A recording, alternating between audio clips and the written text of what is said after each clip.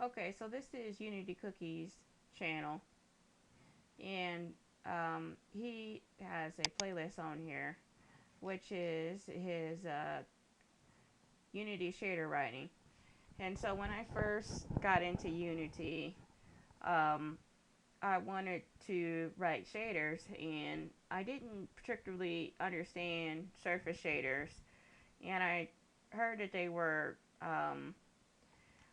not really optimized. So I got into Vertex Frag shaders, and he was really the first person who um, seemed to have any tutorials on shader writing for Vertex and Frag shaders. And so he has a shader writing tutorial for beginners, and he also has an intermediate tutorial, which may or may not still be on his website.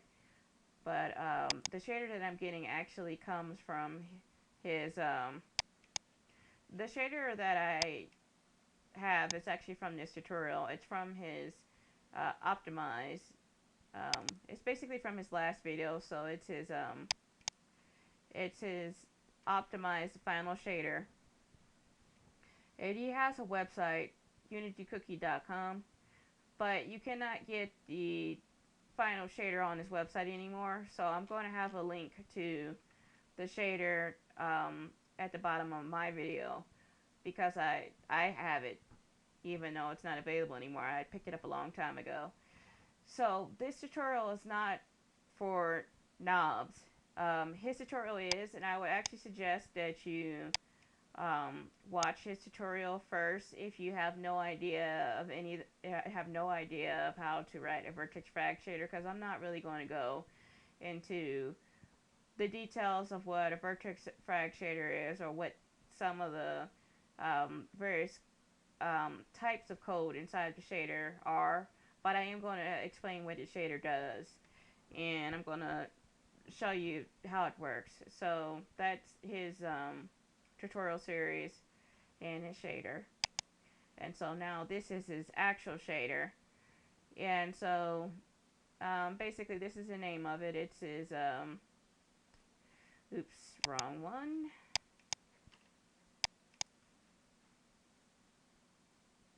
So this is his shader. It's a Unity Cookie Tutorial Beginner 9 optimized. And so it has properties, it has color, text map, bump map, emissions because it's supposed to do glow, rim color, rim power, also helps it glow. You have your user defined variables, your base input structs, you have your vertex function, your fragment function, and it has a second pass, so it is a multi-light shader. And as you can see, this is it's a forward base, so this one is for forward rendering, and it's also completely, it's not transparent, it's completely opaque. And then this one is forward add, so it kind of is uh, transparent. So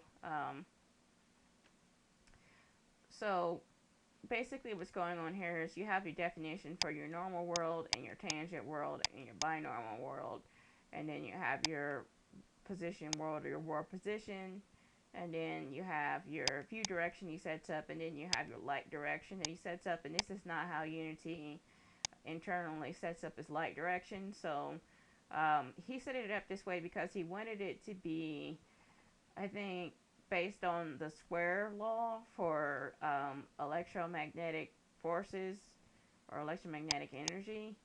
There are some issues with doing it this way um, for point lights, and I may have to, this may be one of the things that I will change later on, but basically we'll get to that probably during the last video of this tutorial. But there are some problems with the way he did his way he set up his vertex functions, and these two are they're set up so that the normal map has, like, I think the transparent channel and the red channel or something like that, and it doesn't quite look right. Um, and so this is basically the normal unpacking, which is fine.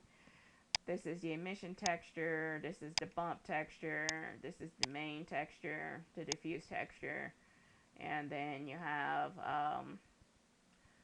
your normal direction.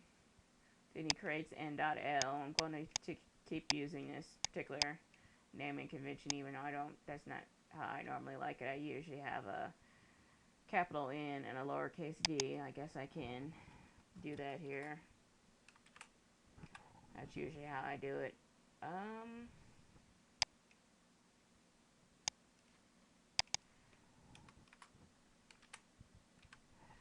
And he has the diffuse reflection section, and he has the specular reflection, and this is based on Phong. Then he has your rim lighting section, and he has the emitter section, and then the final lighting. And so let's show. Oh no, I think I know why that happened. Let's see.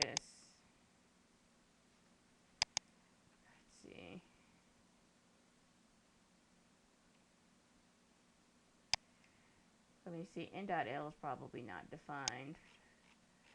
Is it defined twice down here? Let's see if that's the problem. Or maybe I missed something. Missing something down here.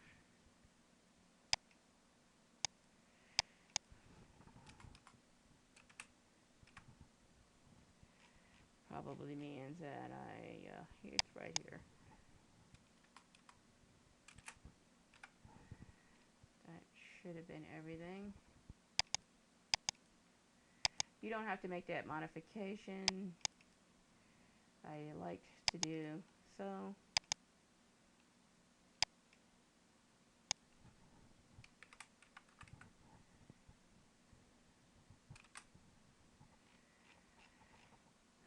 I like it that you don't necessarily have to. You can keep his naming convention.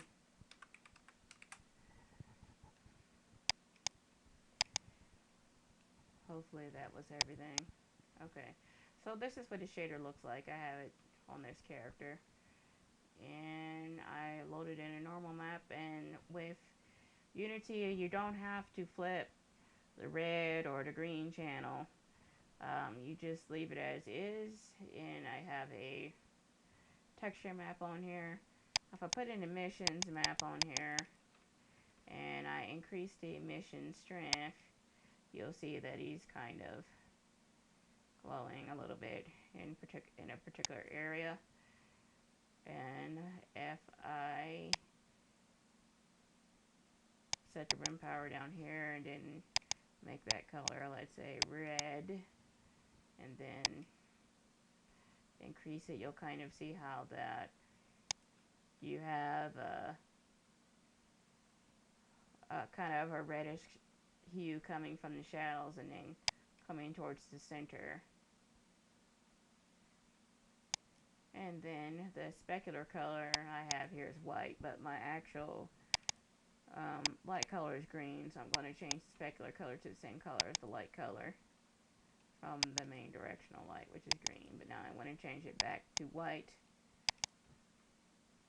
so that things are a little easier to understand. Let me lower this rim power some, and let me change this specular color back to white. As you can see, as I increase and decrease, you're kind of having more red show up. This rim color and rim power is basically used to affect the Fresnel effect. I don't fake the Fresnel effect using rim color. I do it a different way, and we'll get to that when when I reach that section. So there are a few issues with his normal map. So as I increase the normal map, as you can see, things don't quite look right. Part of this is because he has the normal map setting, he has the settings too high, but also there's some kind of issue with how he set up his um, tangent in normal world. And if we change this, if we fix this, we won't be able to see seams. We won't be able to see these seams anymore. Because even when I lower the normal map to more normal levels, you can still see these seams. So that'll basically fix that.